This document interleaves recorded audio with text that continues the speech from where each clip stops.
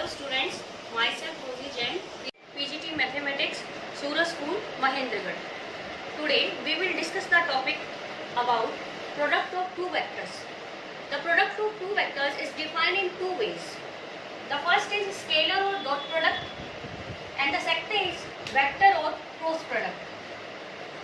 The scalar or dot product of two vectors gives always a scalar quantity, but vector or cross product gives a vector quantity. That means scalar product produce a scalar quantity where vector product produce a vector quantity. Today we will discuss about the basic concepts of scalar और dot product. Scalar product और dot product दोनों एक ही नाम है. आप कोई भी आप यूज कर सकते हो. स्केलर प्रोडक्ट भी कह सकते हो या डॉट प्रोडक्ट भी कह सकते हो. Let's start. Scalar product of two vectors a and b is denoted by a dot b and is read as a dot b. जब भी हम दो वेक्टर्स की स्केलर प्रोडक्ट निकालेंगे उसकी नोटेशन है. उसके लिए हम क्या करेंगे, उनके बीच में एक स्लाइटली डॉट का यूज करेंगे and this is read as a dot b and is defined by scalar product. That means dot product is defined by a dot b equals to magnitude of a into magnitude of b into cos theta. A dot b equals to magnitude of a into magnitude of b into cos theta, where theta is the angle between the given vectors a and b. हमेशा जब भी हमें dot product को define करना होगा तो हम ये जो है यही फॉर्मूला अप्लाई करेंगे. a dot b equals to magnitude of a into magnitude of b into cos theta, where theta is the angle between the direction of the vectors a and b. This dot product, that means a dot b, is positive if theta is acute. This is negative if theta is obtuse, and the dot product is 0 if theta is right angle. That means 90 degree. तो ये ध्यान रखिएगा आप. हमारी dot product positive तब होगी जब theta acute होगा. डॉट प्रोडक्ट नेगेटिव तब होगा जब आपका थीटा जो है वो ऑब्ट्यूज होगा. डॉट प्रोडक्ट 0 होगा जब हमारे थीटा की वैल्यू होगी 90 डिग्री. फर्स्ट ऑफ ऑल सबसे पहले जो मेन हमारा पूछा जाता है कॉन्सेप्ट, वो पूछा जाता है दो वेक्टर्स के बीच में एंगल फाइंड आउट करना. Angle between two vectors given by the formula cos theta equals to a dot b upon में magnitude of a into magnitude of b, which implies that theta, हमें मतलब तो सिर्फ angle से है, angle is theta, then theta equals to cos inverse of a dot b upon magnitude of a into magnitude of b. ये जो formula हमने बनाया है एंगल का, आप ध्यान दे सकते हो कि ये फॉर्मूला हमने डेफिनेशन से ही अप्लाई किया है. तो वो डेफिनेशन जो है उसी से हमें पता लग रहा है कि cos थीटा अगर हम यहाँ से निकालें तो वो क्या निकलेगा, a dot b upon magnitude of a into magnitude of b. तो आप ये ध्यान रखिएगा जब भी आपसे दो वेक्टर्स के बीच में एंगल पूछा जाएगा तो आप क्या फॉर्मूला अप्लाई करेंगे, cos theta equals to a dot b upon magnitude of a into magnitude of b.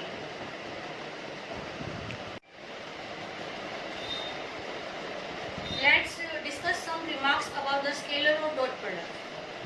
First is a dot a equals to magnitude of a square.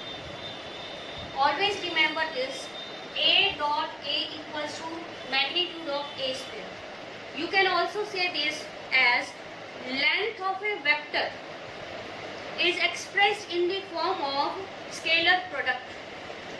Length of a vector as a scalar product. कि किसी भी एक vector की length को हमने किस में express कर दिया, स्केलर प्रोडक्ट में. Always remember a dot a equals to magnitude of a square. Now the second one is a dot b equals to 0 implies that a equals to 0 or b equals to 0 or theta is equal to pi by 2. अगर हमारी dot product 0 है तो हम तीन conclusion निकाल सकते हैं. तीन में ऑप्शन रहेगी आपके पास. either a is equal to 0, that means first vector is equal to 0. Second, b is equal to 0, और थर्ड ऑप्शन क्या रहेगी कि जो थीटा है वो क्या आएगा π/2। तो इन तीनों में से डॉट प्रोडक्ट अगर 0 है तो इन तीनों में से कोई भी एक ऑप्शन आपको मिल सकती है। Vector a equals to 0, vector b equals to 0 and theta is equal to π/2। Next the third is, अगर हमें ये दिया हो कि a और b जो हैं वो नॉन जीरो वेक्टर्स हैं, a और b क्या है, नॉन जीरो वेक्टर्स हैं। तो अगर वो नॉन जीरो वेक्टर्स हैं तो हमारी जो डॉट प्रोडक्ट अगर 0 हो गई तो सिर्फ एक ही ऑप्शन बचेगी, क्या कि थीटा जो है वो क्या होगा π/2। π/2 मीन्स 90 डिग्री। थीटा जो था वो आपको भी एंगल बताया था मैंने a और b के बीच का, यानी कि जो a और b है उनके बीच में 90 डिग्री का एंगल बनेगा, that means they are perpendicular. तो यहाँ से आपको ये ध्यान रखना है, बहुत इंपॉर्टेंट रिजल्ट है ये रिजल्ट, कि अगर आपके पास में डॉट प्रोडक्ट 0 है, अगर आपकी डॉट प्रोडक्ट 0 है तो आपके जो वेक्टर्स हैं वो क्या होंगे, परपेंडिकुलर होंगे। कन्वर्सली अगर आपके वेक्टर जो है वो परपेंडिकुलर हैं तो आपकी डॉट प्रोडक्ट क्या होगी, 0 होगी। ये जो रिलेशन है ये इफ एंड ओनली इफ में होल्ड करेगा। चलिए एक बार फिर रिमाइंड करते हैं कि डॉट प्रोडक्ट अगर 0 है तो वेक्टर्स क्या होंगे, परपेंडिकुलर। अगर वेक्टर्स परपेंडिकुलर हैं तो डॉट प्रोडक्ट क्या होगी, 0।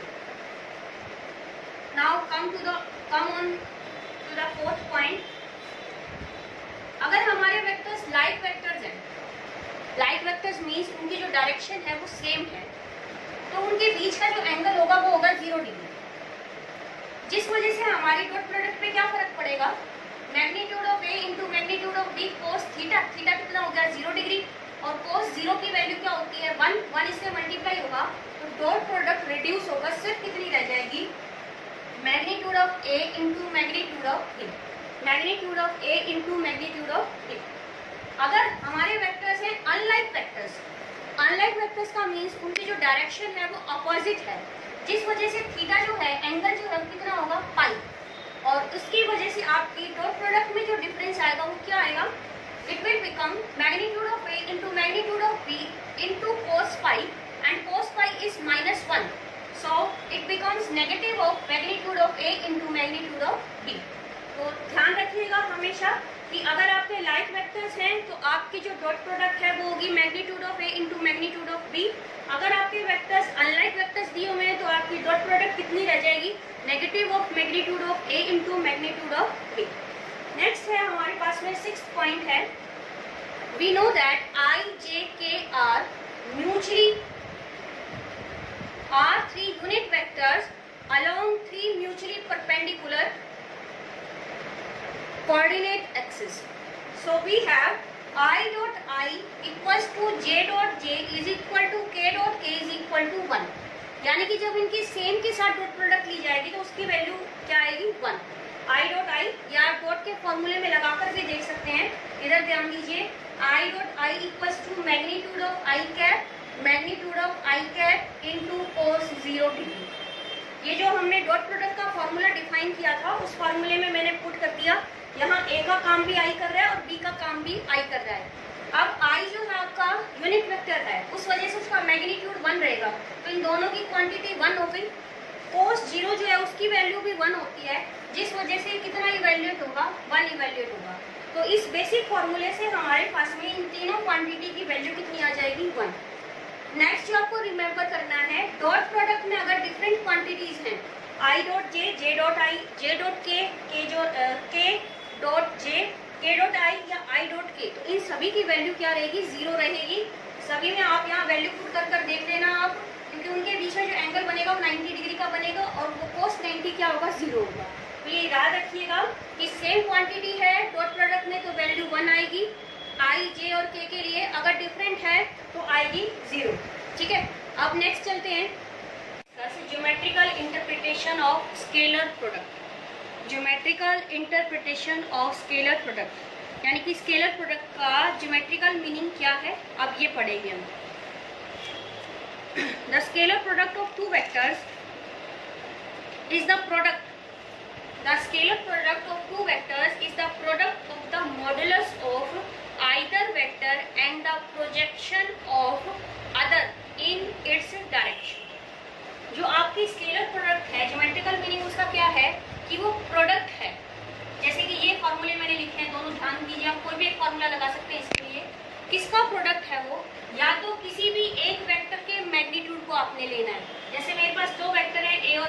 दोनों में लिखा है आपके लिए। यहाँ मैंने ए का लिया है, यहाँ क्या लिया है बी, और उनकी प्रोडक्ट में आपको प्रोजेक्शन डालना है। क्या डालना है? प्रोजेक्शन डालना है। प्रोजेक्शन किसका? अदर वेक्टर का। जैसे यहाँ मैंने मैग्नीट्यूड ऑफ ए लिया है, तो आप यहाँ प्रोजेक्शन किसका डालेंगे? बी का। यहाँ मैंने मैग्नीट्यूड ऑफ बी लिया है, तो यहाँ प्रोजेक्शन किसका डलेगा? ए का। और किसकी डायरेक्शन में? जो आपने मल्टीप्लाई किया है उसके डायरेक्शन में। यहाँ कौन मैग्नीट्यूड मल्टीप्लाई हो रहा है? ए का मैग्नीट्यूड, तो ये ए पे डलेगा। यहाँ किसका मैग्नीट्यूड मल्टीप्लाई किया मैंने? बी का, तो ये किस पे डलेगा? बी पे डलेगा। तो इस वजह से जो आपका स्केलर प्रोडक्ट है उसका ज्योमेट्रिकल मीनिंग क्या है? ज्योमेट्रिकल मीनिंग में ये क्या है? ये प्रोडक्ट है किसका? Modulus of the either vector and the projection of the other vector in its direction. ये प्रोडक्ट है दोनों वेक्टर्स में से किसी एक के मॉडुलस का और प्रोजेक्शन का। प्रोजेक्शन किसका? अदर वेक्टर का। जो आपने यहाँ यूज किया है उससे अदर वेक्टर का किसी की डायरेक्शन में। तो आप इन दोनों में से कोई भी एक फॉर्मूला अप्लाई कर सकते हो। अब ये फॉर्मूला अप्लाई करने के लिए हमें जरूरत होगा प्रोजेक्शन निकालने का। प्रोजेक्शन का फॉर्मूला क्या रहता है? If you want to discuss projection of b on a, then the formula will be a dot b upon magnitude of a. अगर ए पे है तो ए का ही मैग्नीट्यूड जो है वो डिवाइड में आएगा। अगर आपको फाइंड आउट करना है projection of A on B, A on B, तो प्रोडक्ट सेम रहेगी, वही डॉट प्रोडक्ट ये था, ये भी डॉट प्रोडक्ट रहेगा, बट वो डिवाइड किससे होगा? बी के मैग्नीट्यूड से। तो डिवाइडेड बाय यहाँ क्या आएगा? Magnitude of b. तो आपको याद रखना है कि projection of b on a, on a है तो आप डिवाइड में क्या लेंगे? Magnitude of a. और अगर projection of A on b है तो आप डिवाइड में क्या लेंगे? Magnitude of b. ऊपर जो है आपके दोनों में ही क्या यूज होगी? डॉट प्रोडक्ट यूज होगी। ठीक है, नेक्स्ट आती है डॉट प्रोडक्ट की प्रॉपर्टीज। जो फर्स्ट प्रॉपर्टीज है डॉट प्रोडक्ट की, उसमें हम ये पढ़ेंगे कि जो डॉट प्रोडक्ट है वो हमेशा कॉम्यूटेटिव होती है। डॉट प्रोडक्ट क्या होगी आपकी? स्केलर प्रोडक्ट, डॉट प्रोडक्ट कुछ भी कह सकते हैं, वो कॉम्यूटेटिव होगी। कॉम्यूटेटिव होने का मतलब ए डॉट बी या बी डॉट ए कुछ भी लिखें, आपका जो रिजल्ट है वो क्या रहेगा? सेम रहेगा। सेकंड प्रॉपर्टी है जो स्केलर प्रोडक्ट है आपकी वेक्टर्स की, वो एसोसिएटिव है विद रिस्पेक्ट टू स्केलर्स। जो डॉट प्रोडक्ट है, जो स्केलर प्रोडक्ट है, वो एसोसिएटिव है विद रिस्पेक्ट टू स्केलर्स। जैसे कि आप यहाँ देखिए, वैसे तो मेरे पास 3 क्वांटिटीज हो गई यहाँ पर, बट हम ये जो स्केलर क्वांटिटी है इसको किसी भी तरीके से एडजस्ट कर सकते हैं। ए के साथ कर बी के साथ करें, बी के साथ मल्टीप्लाई कर ए के साथ करें, या डॉट प्रोडक्ट करने के बाद उसे स्केलर से मल्टीप्लाई करें, तीनों ही वैल्यूज ये आपस में क्या आएंगी? सेम आएंगी। नेक्स्ट हमारी प्रॉपर्टी है scalar product of two vectors is distributive with respect to addition. कि जो डॉट प्रोडक्ट होती है वो डिस्ट्रीब्यूटिव होती है, किसके रिस्पेक्ट में? एडिशन के रिस्पेक्ट में। इसलिए ये जो प्रॉपर्टी है क्या कहेगी? A dot B plus C क्या बन जाएगा? A dot B plus A dot C. तो ये आपके पास थी किसकी प्रॉपर्टीज? डॉट प्रोडक्ट की। एक प्रॉपर्टी वही रहेगी, मेन प्रॉपर्टी फिर से दोबारा बता रही हूँ जो भी हमने थोड़ी देर पहले की थी, कि अगर डॉट प्रोडक्ट आपके पास 0 है तो आपकी 3 ऑप्शन मैंने बताई थी, either first vector is equal to 0 और second vector is equal to 0 और दे आर परपेंडिकुलर। कोई भी एक ऑप्शन लग सकती है। और अगर डायरेक्ट लिखा जाए कि ए और बी नॉन जीरो है तो डायरेक्ट बन रहा है कि डॉट प्रोडक्ट 0 है तो आपके वेक्टर्स क्या होंगे? परपेंडिकुलर। और अगर आपके वेक्टर्स परपेंडिकुलर हैं तो आपकी डॉट प्रोडक्ट क्या होगी? 0 होगी। Now we will see the analytic form of scalar product. एक फॉर्मूला तो हमने पढ़ा था कि डॉट प्रोडक्ट डिफाइन कैसे की जाती है। A dot B is equal to magnitude of A into magnitude of B into cos theta. दूसरा है कि उसको जो है हम कैलकुलेट कैसे करेंगे क्वेश्चंस में। तो उसके लिए सपोज करिए आपके पास वेक्टर ए और वेक्टर बी इस तरह से दिए हुए हैं, a1 i cap, a2 j cap, a3 k cap, and the vector b is b1 i cap, b2 j cap, b3 k cap. तो डॉट प्रोडक्ट निकालते वक्त आप क्या करेंगे? i के कंपोनेंट i से मल्टीप्लाई होंगे, j के कंपोनेंट j से मल्टीप्लाई होंगे, k के कंपोनेंट k से मल्टीप्लाई होंगे और वो सब आपस में क्या हो जाएंगे? ऐड हो जाएंगे। तो देखो यहाँ पे मल्टीप्लाई करें हम तो a1 इंटू b1 हो गया, ये i डॉट i अभी बताया था आपको पीछे ही होता है 1, तो वो लिखने की जरूरत है नहीं हमें। इसी तरह से यहाँ मल्टीप्लाई किया हमने a2 इंटू b2 हो गया, ये आएगा j dot j that is also 1, ये हो गया a3 b3 मल्टीप्लाई करके, और ये हो गया k dot k is also 1। तो तो ये आपको ध्यान रखना है, जब भी हम डॉट प्रोडक्ट इवेल्युएट करेंगे तो क्या होगा, आई, जे और के की जो कंपोनेंट्स हैं, कॉरेस्पॉन्डिंग कंपोनेंट्स, वो आपस में मल्टीप्लाई होकर क्या हो जाएंगे, ऐड हो जाएंगे। अब उसी तरीके से हमने पीछे एक फार्मूला किया था एंगल बिटवीन टू वेक्टर्स का, जिसमें हमने cos थीटा का ये फार्मूला पढ़ा था, a डॉट बी अपॉन में magnitude of a into magnitude of b। ठीक है, तो आप यही फार्मूला इस एनालिटिक फॉर्म से ये अप्लाई कर सकते हैं। आप पेपर में कोई भी एक फार्मूला अप्लाई करिए, दोनों से ही आंसर आपका क्या आएगा, सेम आएगा। जैसे कि आपने लिखा यहाँ a डॉट बी, अभी हमने पढ़ा है ऊपर a dot B analytic form में कैलकुलेट करते वक्त कैसे लिखा जाएगा, a1 b1 plus a2 b2 plus a3 b3 upon में मैग्नीट्यूड ऑफ a। ये वेक्टर a हमने मान रखा है a1 i cap, a2 j cap, a3 k cap. इसका मैग्नीट्यूड निकालना है, तो मैग्नीट्यूड कैसे निकाला जाता है, कंपोनेंट्स के स्क्वायर के सम का स्क्वायर रूट। तो कंपोनेंट्स के स्क्वायर, तो ये हो गया a1 square, a2 square, a cube square, ये कर दिया मैंने, उनका सम, ये इनकी एडिशन हो गई, और उनका स्क्वायर रूट, ये इसका स्क्वायर रूट हो गया, तो ये बन गया मैग्नीट्यूड ऑफ a। और इसी तरीके से हमने मैग्नीट्यूड ऑफ b निकाल लिया, b के कंपोनेंट्स के स्क्वायर के सम का स्क्वायर रूट। तो ये एनालिटिक फॉर्म में आपके पास डॉट प्रोडक्ट का अगेन एक फार्मूला आ गया, और किसका आ गया, एंगल बिटवीन टू वेक्टर्स के बीच का एक फार्मूला बन गया। ठीक है, अब यहाँ से आपको ध्यान रखनी है, ये दो प्रॉपर्टीज बहुत इंपॉर्टेंट है, क्वेश्चंस के बीच में काफी यूज होगी आपकी, कि एक तो दो वेक्टर्स का पैरेलल होना और एक परपेंडिकुलर होना। अगर दो वेक्टर्स पैरेलल हैं तो हम किसी भी एक वेक्टर को दूसरे के स्केलर की प्रोडक्ट में लिख सकते हैं। जैसे कि यहाँ मैंने लिखा है a is equal to lambda B, आप ये भी लिख सकते हैं b is equal to lambda a, it depends upon you. तो हमने a is equal to lambda B क्यों लिखा है, क्योंकि वेक्टर्स क्या है, पैरेलल हैं, तो कोई भी एक वेक्टर दूसरे वेक्टर की किस में आ सकता है, स्केलर प्रोडक्ट में आ सकता है। और अगर आप इस फॉर्म में ये वेक्टर्स में एप्लीकेशन ना लेना चाहो तो आप ये भी लगा सकते हो कंपोनेंट्स में। कंपोनेंट्स क्या होंगे, इसके प्रोपोर्शनल हो जाएंगे, a और b के कंपोनेंट्स प्रोपोर्शनल हो जाएंगे। जैसे देखो यहाँ से a1 by b1 is equal to a2 by b2 is equal to a3 by b3, और प्रोपोर्शनल होकर वो किसी स्केलर के इक्वल चले जाएंगे, वो हमने क्या ले लिया, यहाँ से लैम्डा ले लिया। तो आप एक कोई भी एप्लीकेशन आप यूज कर सकते हो इनमें से, कब, जब आपके वेक्टर्स क्या हो, पैरेलल हो। याद रखिएगा, बहुत इंपॉर्टेंट कंडीशन है। नेक्स्ट है कि वेक्टर्स परपेंडिकुलर हो, तो ये हम पहले भी पढ़कर आए हैं प्रॉपर्टी में। अगर हमारे वेक्टर्स परपेंडिकुलर है तो हमने पढ़ा था कि हमारी डॉट प्रोडक्ट क्या होगी, जीरो होगी। और एनालिटिक फॉर्म में अभी हमने पढ़ा है डॉट प्रोडक्ट क्या निकलती है, a1 b1 plus a2 b2 plus a3 b3, जिस वजह से ये पूरी वैल्यू किसके इक्वल हो गई, जीरो के इक्वल हो गई। ठीक है, तो ये दोनों कंडीशन याद रखिएगा, पैरेललिज्म की भी और परपेंडिकुलरिटी की भी। नेक्स्ट है, आगे कुछ रिजल्ट हैं जो आपको ध्यान रखना है। फर्स्ट रिजल्ट है magnitude of a plus B whole square, magnitude of a plus B whole square, this is equal to magnitude of a square plus magnitude of b square plus 2a dot b। Next is magnitude of a minus b whole square, magnitude of a minus b whole square, this is magnitude of a square plus magnitude of b square minus 2a dot b।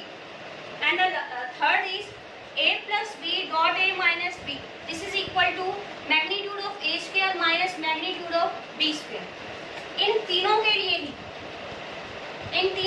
ही आपको algebraic identities आती होंगी 3, a plus b whole square, a minus b whole square और a plus b into a minus b। वही तीनों यहाँ आपके लिए helpful रहेंगी। यहाँ अप्लाई हो रहा है a plus b whole square, यहाँ सेकंड में अप्लाई हो रहा है a माइनस बी का होल स्क्वायर, और यहाँ थर्ड में अप्लाई हो रहा है a plus B into A minus B. वो हम जनरल लिखते हैं एल्जेब्रिक फॉर्म में, और उसी को हमने यहाँ किस में चेंज करके लिखा है, वेक्टर फॉर्म में लिखा है। जो तरीका है आपका लिखने का वो सेम रहेगा, सिर्फ आपको वेक्टर्स की उसको नोटेशन दे दी है। नेक्स्ट है आपका फोर्थ नंबर पर जो प्रॉपर्टी है